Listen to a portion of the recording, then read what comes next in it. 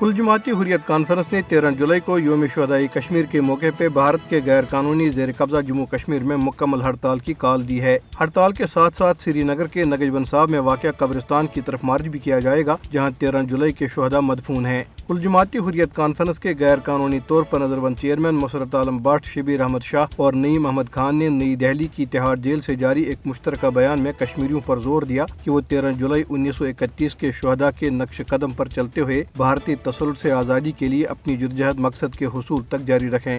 انہوں نے ائمہ کرام اور خطبہ پر بھی زور دیا کہ وہ لوگوں کو بھارت کے مذموم منصوبوں سے آگاہ کریں اور اپنے عقیدے اور شناخت کو ہندوتوا یلغار سے بچانے کی بھرپور کوشش کریں۔ یاد رہے کہ ڈوگرہ مہاراجہ ہری سنگھ کے فوجیوں نے 13 جولائی 1931 کو 22 کشمیریوں کو گولیاں مار کر شہید کر دیا تھا۔ شہید ہونے والے یہ افراد ان ہزاروں لوگوں میں شامل تھے جو عبد القدیر نامی ایک شخص کے خلاف مقدمے کی سماعت کے موقع پہ سری نگر سینٹرل جیل کے باہر اکٹھے ہوئے تھے، جس نے کشمیری عوام کو ڈوگرہ حکمرانوں کے خلاف اٹھ کھڑے ہونے کا کہا تھا۔ نماز ظہر کے وقت ایک کشمیری نوجوان نے جب اذان دینا شروع کی تو مہاراجہ کے فوجیوں نے اسے گولی مار کر شہید کر دیا۔ اس کے بعد ایک اور شخص اذان پوری کرنے کے لیے کھڑا ہوا تو اسے بھی شہید کر دیا گیا۔ یوں اذان مکمل ہونے تک 22 کشمیریوں نے اپنی جانیں قربان کی۔ بھارتی فوجیوں نے ضلع کٹھوعہ کے مختلف علاقوں میں کم از کم 50 افراد کو گرفتار کر لیا ہے۔ یہ گرفتاریاں فوجیوں کی طرف سے ضلع کے مختلف علاقوں میں جاری محاصرے اور تلاشی کی کارروائیوں اور گھر گھر چھاپوں کے دوران کی گئی۔ بھارتی فوجیوں نے جموں خطے کے کٹھوعہ، ڈوڈا، سانبا، راجوری اور پونچھ اضلاع کے مختلف علاقوں میں محاصرے اور تلاشی کی پرتشدد کارروائیاں جاری رکھی، جس کی وجہ سے لوگوں کو شدید مشکلات کا سامنا کرنا پڑا۔ بھارتی پولیس نے کشمیر بار ایسوسی ایشن کے صدر ایڈوکیٹ نذیر احمد رونگا کو کالے قانون پبلک سیفٹی ایکٹ کے تحت سری نگر میں ان کے گھر سے گرفتار کر لیا۔ کل جماعتی حریت کانفرنس کے سینئر رہنما میر وائز عمر فاروق نے ایک بیان میں نذیر احمد رونگا کی گرفتاری، ان پر پبلک سیفٹی ایکٹ کے نفاذ اور جموں کی کوٹ بلوال جیل میں منتقلی کی شدید مذمت کی۔ انہوں نے افسوس کا اظہار کیا کہ بی جے پی حکومت جبر کی پالیسی جاری رکھے ہوئے ہیں، جس کا مقصد کشمیریوں میں خوف و ہراس پھیلانا ہے۔